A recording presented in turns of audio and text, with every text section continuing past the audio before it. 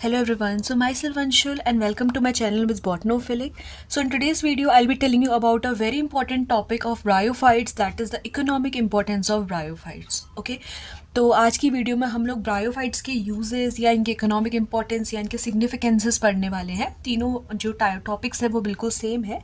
तो इससे पहले मैंने ब्रायोफाइट्स पे जनरल कैरेक्टरिस्टिक्स डिस्क्राइब किए हुए हैं, एफिनिटीज़ और डिफरेंसेस मैंने आपको बताए हैं। आप लोगों को पता होगा कि जो ब्रायोफाइट्स एक इंपॉर्टेंट ग्रुप ऑफ प्लांट होता है वो लाइक करता है बिटवीन एल्गी एंड टेरिडोफाइट।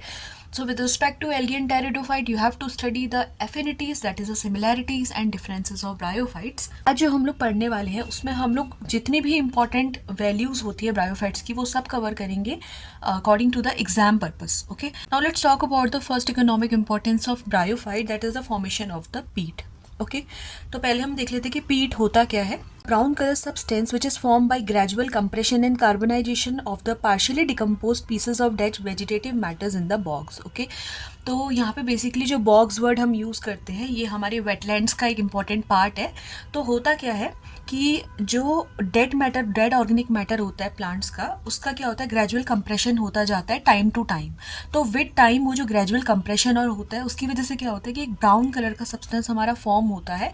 और ये जो कंप्रेशन होता है वो कैसा होना चाहिए, ग्रेजुअल होना चाहिए, जिसकी वजह से एक डार्क सब्सटेंस बनता है जिसको हम पीट बोलते हैं। ओके और ये पीट जो होता है इसका बहुत ज़्यादा इकोनॉमिक इंपॉर्टेंस होता है, जैसे कि फ्यूल के फॉर्म पे हम इसको यूज़ करते हैं, इलेक्ट्रिसिटी के फॉर्म पे यूज़ करते हैं, and most of the time इसको हम एज अ ऑर्गेनिक फर्टिलाइजर भी यूज़ करते हैं। ओके तो ये जो पीट होता है ये जनरली किसकी प्रेजेंस में बनता है, ये बनता है हमारा स्फैग्नम के थ्रू। स्फैग्नम बेसिकली एक मॉस है और in the absence of O2 the microbes decompose sphagnum and the result in the formation of the पीट। तो जो एक बेसिक मैकेनिज्म है पीट के बनने के पीछे वो ये है, जो पीट है इसके बनने का जो बेसिक मैकेनिज्म है वो है एनारोबिक कंडीशन की। ऑक्सीजन की एब्सेंस में माइक्रोब्स क्या करेंगे, वो स्फैग्नम को डिकम्पोज करेंगे और मतलब विद टाइम क्या होगी कि ग्रेजुअल लेयर बनेगी हमारी इस डेड मैटर की, जिसके बाद से जो ब्राउन कलर सब्सटेंस हमारा फाइनली बनता है उसको हम पीट बोलते हैं। ओके इसका जो सेकेंड इकोनॉमिक इंपॉर्टेंस है वो है हमारा horticulture practices. Basically word horticulture हम लोग एग्रीकल्चर के लिए यूज़ करते हैं। तो soil additives, ground cover, seedling beds, इसमें भी हम लोग स्फैग्नम का यूज़ करते हैं। Wet used for live plant shipping and floral arrangements. Okay तो बेसिकली फ्लावर्स को अरेंज करने के लिए हम लोग यहाँ पे स्फैग्नम को यूज़ करते हैं। लेट सपोज हमें क्या करना है कि प्लांट्स की शिपिंग करनी है तो वहाँ पे भी हम लोग स्फैग्नम को यूज़ करेंगे। ओके इसके अलावा सॉइल एडिटिव्स कहने का मतलब है कि जैसे मैंने आपको बताया कि इसको हम एज अ फर्टिलाइजर यूज़ करते हैं, तो सॉइल में बेसिकली जो होता है मिक्स कर सकता है, पीट के फॉर्म पे हम इसको मिक्स करते हैं। Okay then ground cover and seedling beds. Now we have the packaging material. जो ड्राइड मॉसेस होती है ना, इनकी कैपेसिटी होती है वाटर होल्डिंग की। They have the capability to hold a lot of amount of water. तो इस ग्रेट एबिलिटी की वजह से we use them as a packaging material.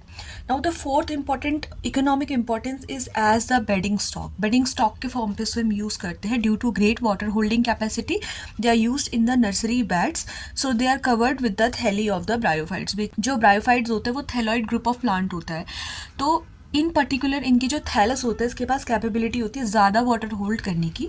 तो इस कैपेसिटी की वजह से बेसिकली जो नर्सरी बेड्स होते हैं वहाँ पे आपने देखा होगा कि जो हरे कलर की क्या होती है, घास होती है। इट इज़ नॉट द घास, वो बेसिकली स्फैग्नम होती है। ठीक है तो स्फैग्नम से जो नर्सरी बेड्स होते हैं वो बेसिकली कवर्ड रहते हैं। Now flavouring agent and preserving agent. तो फ्लेवरिंग एजेंट्स की फॉर्म पे या प्रिजर्विंग एजेंट्स के फॉर्म पे हम इसको यूज़ करते हैं। फ्लेवरिंग एजेंट के फॉर्म पे जैसे कि जो स्फैग्नम है और मार्केंशिया है। फ्लेवरिंग एजेंट के फॉर्म पे we are using sphagnum and Marchantia, और ये जो स्फैग्नम होता है इसको हम स्कॉट विस्की में यूज़ करते हैं फ्लेवर के फॉर्म पे। ओके प्रिजर्विंग एजेंट का काम क्या होता है कि लॉन्ग टर्म प्रिजर्वेशन के लिए, ताकि कोई भी टाइप का कंटामिनेशन ना हो माइक्रोब से, तो उसको हम प्रिजर्विंग एजेंट कहेंगे।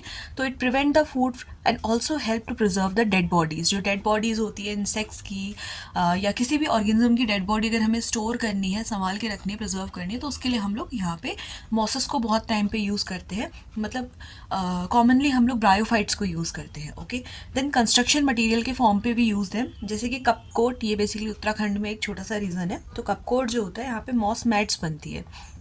तो ये मॉस मैट्स क्या होती है, इनको श्रब्स के साथ मिक्स करके, मतलब मॉसेस को श्रब्स के साथ मिक्स करके क्या करते हैं। इसके अलावा ग्रासेस और बैम्बूज को भी कभी कभी यूज़ किया जाता है, and they are use to make the पारखी। पारखी क्या होता है, पारखी एक काइंड का डोर होता है, it's a kind of door placed at the opening of the temporary huts. ठीक है, जो लोग टेम्परेरी तरीके से किसी जगह पे रहते हैं ना, तो वो डोर्स को क्लोज करने के लिए टेम्परेरी क्या यूज़ करते हैं, टेम्परेरी डोर्स का यूज़ करते हैं।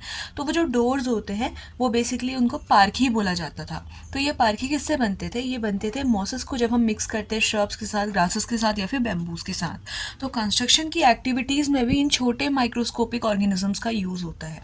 नेक्स्ट जो इकोनॉमिक इंपॉर्टेंस है वो है फाइबर इंडस्ट्री पे। तो बेसिकली जर्मनी में क्या होता है कि स्फैग्नम को यूज़ किया जाता है for line the hiking boots, absorb moisture and odour. And Kumaon में we use to stuff the head cushions. ठीक है, तो देखो दोनों जगह अलग अलग यूजेस है मॉसेस का। The less advance group of plant, but फिर भी इनका इकोनॉमिक इंपॉर्टेंस आप देख सकते हो कि इंडस्ट्रियल लेवल पे इससे क्या है कि इकोनॉमिकली फ़ायदा हो रहा है हमको। ठीक है, जर्मनी में जो हाइकिंग बूट्स होती है बेसिकली उनको लाइन करने के लिए we are using hair mosses which is the sphagnum.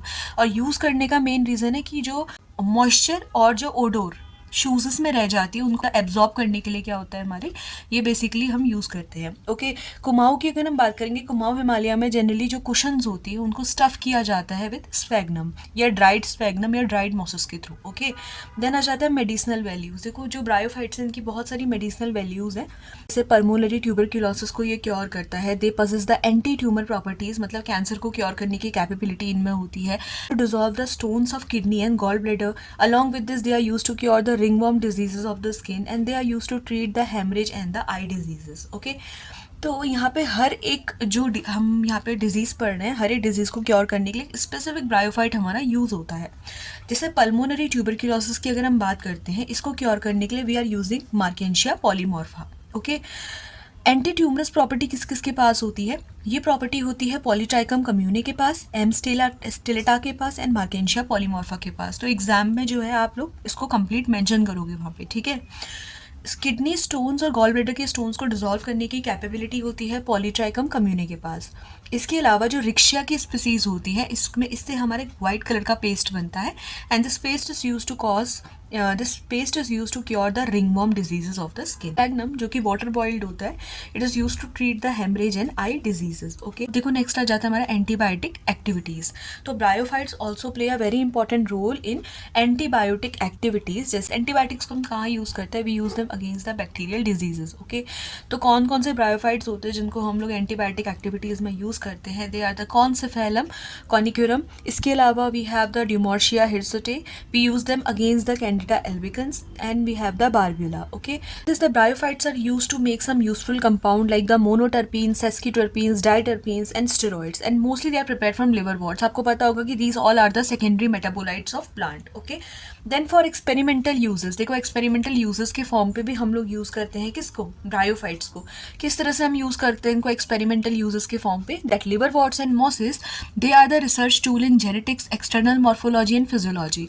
तो जो experimental हमारी मॉर्फोलॉजी होती है, मॉर्फोलॉजी जब हम एक्सटर्नल स्टडीज़ करते हैं, एक रिसर्च टूल के फॉर्म पे इसको यूज़ करते हैं जेनेटिक्स में और फिजियोलॉजी में। ओके, अब नेक्स्ट आ जाते हैं, they are used as a mechanism of sex determination first time in स्पेरोकार्पोस।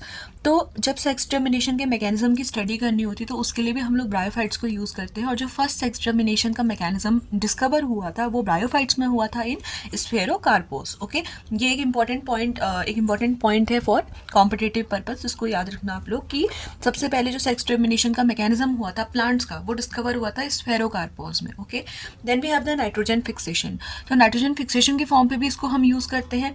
जो साइनोबैक्टीरियाज होते हैं हमारे, दे लिव सिम्बायोटिकली विथ एंथोसेरॉस थैलाई। आपको पता होगा कि जो एंथोसेरॉस होता है वो हमारे क्या होता है, वो ब्रायोफाइट्स का एक इंपॉर्टेंट पार्ट है। Okay, it's a kind of bryophyte. तो एंथोसेरॉस की थैलाई में आपने देखा होगा कि जो साइनोबैक्टीरिया होता है they live symbiotically. Now pollution indicator, देखो पॉल्यूशन को भी इंडिकेट करते हैं, जैसे कि सल्फर डाइऑक्साइड का जो इंडिकेटर होता है वो होता है फिनेरिया हाइग्रोमेट्रिका। इसके अलावा ब्रायम जो आर्जेंटम हो जाता है, ये भी हमारा एक इंपॉर्टेंट क्या होता है, इंडिकेटर होता है पॉल्यूशन का। सिमिलरली सॉइल के पीएच के भी हमारे इंडिकेटर होता है, जैसे कि हमारा कैम्फाइलोपस पैराडॉक्सस होता है an indicator of the acidic soil. Okay, तो ये सब जो थी हमारे, ये थी इकोनॉमिक इंपॉर्टेंस इसकी ब्रायोफाइट्स की, that how bryophytes are economically important to us. These were all the economic and the ecological importance of bryophytes. So I hope कि एग्जाम में अगर आप लोगों का इससे रिलेटेड क्वेश्चन आता है that what are the economic importance of bryophyte, then here you have to explain all the uses of bryophytes, either they are at local level, regional level और national और international level. जिस भी level पे उनका use होता है उनको हमें वहाँ पे मेंशन करना पड़ेगा, ठीक है. सो आई होप कि ये वीडियो आप लोग के लिए हेल्पफुल रही होगी. इसके अलावा अगर आपको वीडियो में कोई भी डाउट्स है तो आप लोग मुझसे कमेंट सेक्शन पे पूछ सकते हैं. And in the next video will cover about the classification of bryophyte, जिसमें हम लोग इंपॉर्टेंट क्लासिफिकेशंस को कवर करेंगे. देन फर्दर ऑन जो हमारी वीडियोज़ होंगी वहाँ पे हम लोग जेनरा बाय जेनरा कवर करेंगे ब्रायोफाइट्स की. Okay, so that's all for today's video. If the video is helpful, then please like, share and subscribe. Thank you.